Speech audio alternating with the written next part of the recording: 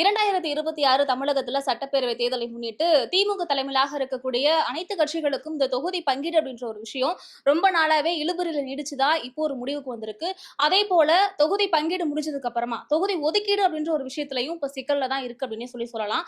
அது மட்டும் இல்லாம திமுக கட்சியில இருக்கக்கூடிய தேமுதிக, காங்கிரஸ் இந்த இரண்டு கட்சிகளும் ஒரே தொகுதிகளை வந்து எங்களுக்கு வேணும் அப்படின்னு கேட்கறாங்க இல்லையா?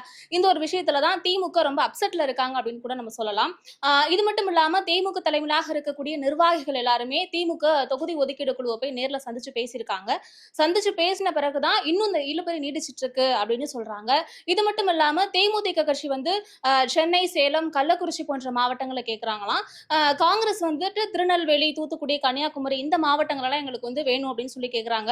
சோ இந்த விஷயத்துல திமுக எந்த தொகுதிகளை எந்த கட்சிக்கு ஒதுக்கீடு பண்ணி கொடுக்கலாம் அப்படின்றதுல ரொம்பவே வந்து சிக்கல்ல இருக்கு.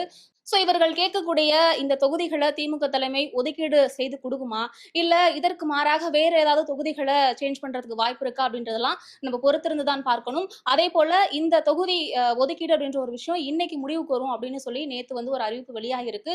நம்ம பொறுத்திருந்து பார்க்கலாம். தொடர்ந்து இணைப்பில் இருங்கள் ஜெம் தொலைக்காட்சியோடு. எலெக்ஷன் அப்டேட்டுகளுக்காக ஒளிப்பதிவாளர் பிரவீன்குமாருடன் நான் உங்கள் ஜெனிஷா.